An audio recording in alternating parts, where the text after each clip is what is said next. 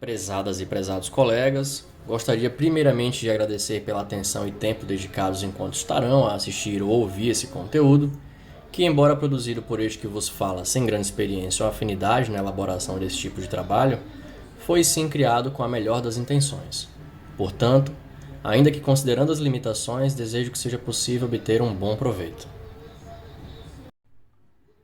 Juízo final, Nelson Cavaquinho e a eterna luta do bem contra o mal. No livro em questão, Música e Direito, do advogado e professor Dr. José Roberto de Castro Neves, em autoria conjunta de alguns dos principais nomes do direito brasileiro, é removida a primeira impressão que pode ser criada em parte considerável do público, a de que música e direito seriam temas dissemelhantes, distintos, desconformes ou até discrepantes.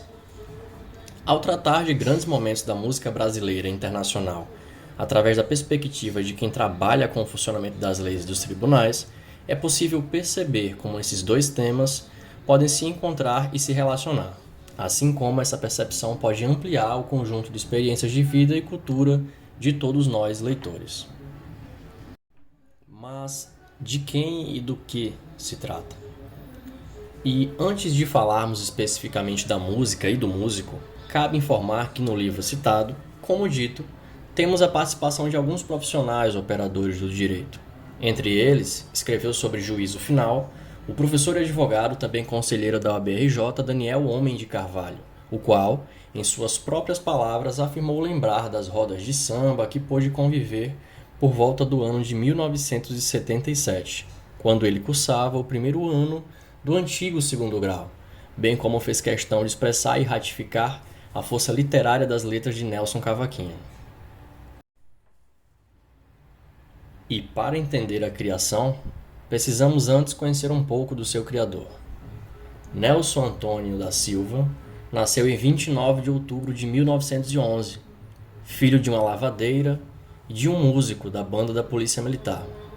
Os problemas financeiros estavam entre os motivos que faziam com que sua família trocasse de morada constantemente, até que, em sua adolescência, encontrasse no bairro da Gávea o ambiente boêmio e propício à sua vocação de compositor. Casou-se aos 21 anos e, ao constituir família, logo buscou um emprego estável. Foi cavalariano da força pública e sua função era fazer a patrulha noturna nos botecos dos morros, o que para ele unia o útil ao agradável. Há relatos robustos de que deixava o cavalo amarrado diante dos bares e entrava para puxar um samba, bem como conhecer os bambas sambistas. Abre parênteses. Era como chamavam os mestres do estilo musical na época. E aqui um adendo. Estima-se que a palavra bamba derivou do dialeto africano quimbundo, significando aquele que tem gingado. Fecha parênteses.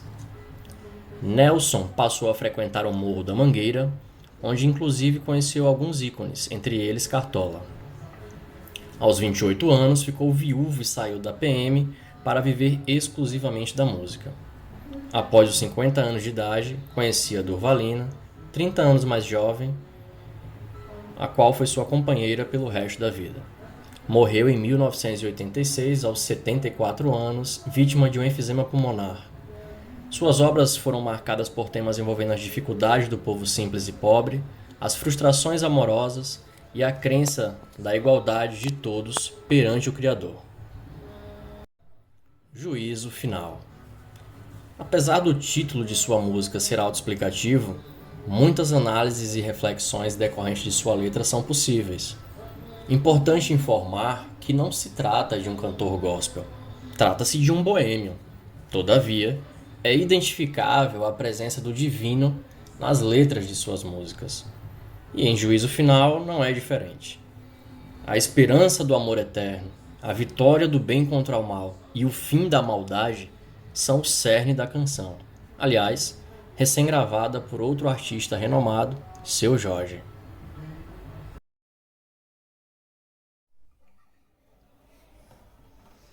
O sol há de brilhar mais uma vez. A luz há de chegar aos corações.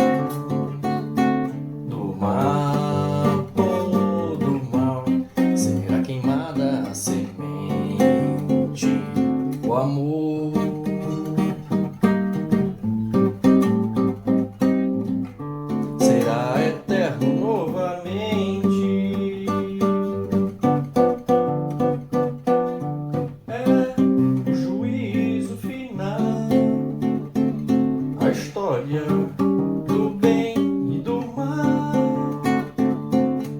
Quero ter olhos pra ver a maldade desaparecer.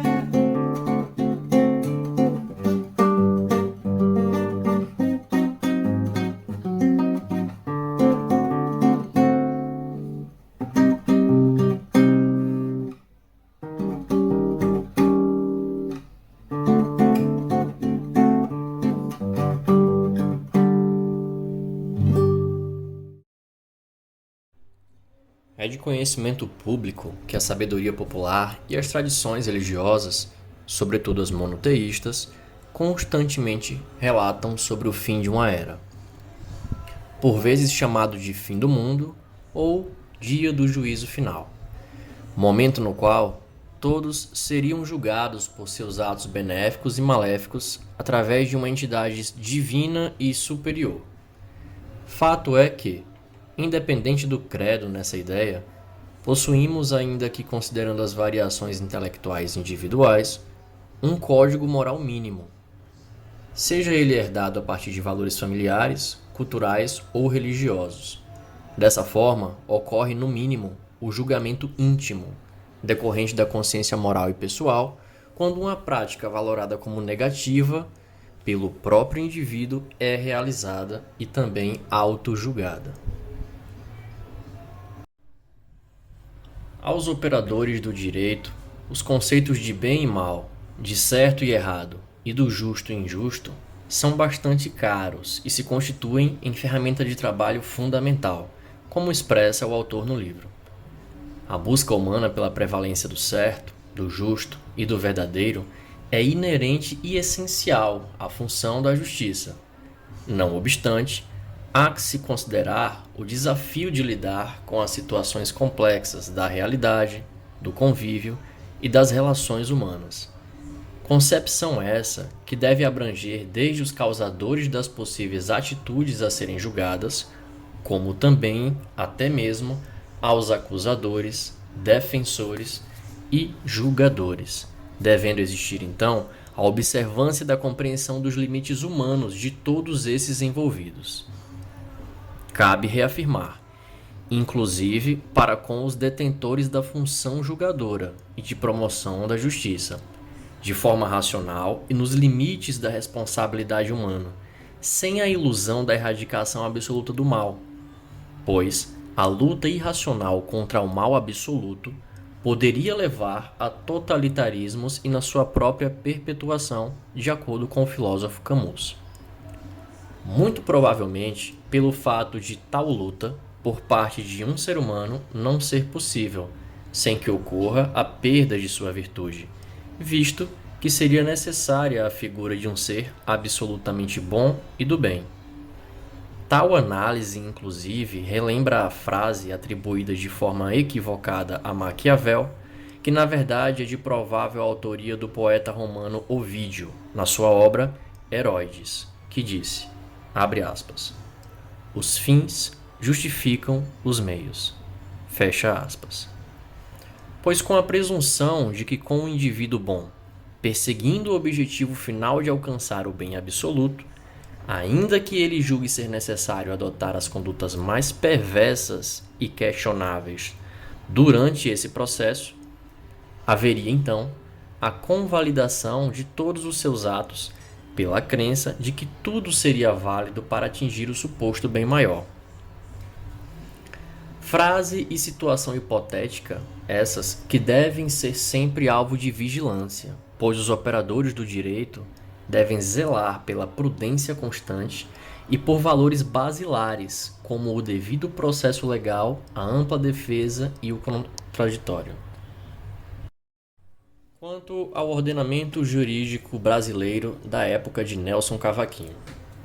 Do início de sua carreira artística ao fim de sua vida, Nelson Cavaquinho e suas músicas de amor e justiça estiveram presentes em diferentes contextos políticos e sociais e, consequentemente, percorreram diferentes aspectos jurisdicionais e legais de seu tempo. Infelizmente, não teve a oportunidade de presenciar a promulgação da Constituição Federal de 88, a Constituição Cidadã. a qual surgiu após os períodos da redemocratização de 75 a 1985 e em decorrência dos anseios sociais pelo fim dos governos militares sucessivos desde 1964 e da posterior Constituição de 1967, que retirou as características da democracia e concentrou os poderes no executivo. Também autorizou a extinção dos partidos políticos e implementou diversas emendas chamadas de atos institucionais, sendo um dos mais famosos e polêmicos deles o Ato Institucional número 5 de 1968. Nelson Cavaquinho cantou em vida, enquanto o Código de Processo Civil de 73, ano de lançamento de sua música Juízo Final, passou a regulamentar o processo judicial civil brasileiro, o qual só teve sua revogação em 2016. Porém, não pôde presenciar a criação de um código civil propriamente dito, mais humanizado e de igualdade, como diziam suas músicas, sobretudo no tratamento mais respeitoso com as mulheres, como somente pôde ser visto no Código Civil de 2002, o qual certamente ainda é passível de debates sociais que tenham por finalidade seu aprimoramento, mas que, quando comparado com o Código Civil vigente na época, de criação em 1916, notoriamente identificava-se que prevalecia um pensamento patriarcal e machista de explícito desrespeito, visto que não concedia os mesmos direitos e obrigações a homens e mulheres, futuramente também previstos na Constituição Federal de 88. Vale citar nosso Código Penal brasileiro, criado na década de 1940 e que ainda é válido nos dias de hoje. Por sinal, alvo de muitas críticas, polêmicas e debates no ambiente jurídico. Enquanto as primeiras músicas de justiça de Nelson Cavaquinho eram cantadas, numa época com contexto social punitivista aos menos favorecidos e garantista aos mais privilegiados, situação que, na opinião de muitos juristas, permanece como um desafio a ser superado nos dias de hoje. Concluo por dizer que, assim como finaliza o autor, não há aqui a intenção objetiva de identificar necessariamente, na obra de Nelson Cavaquinho, uma relação direta com os pensadores eventualmente citados ou possível influência específica de suas obras nos dispositivos jurídicos mencionados.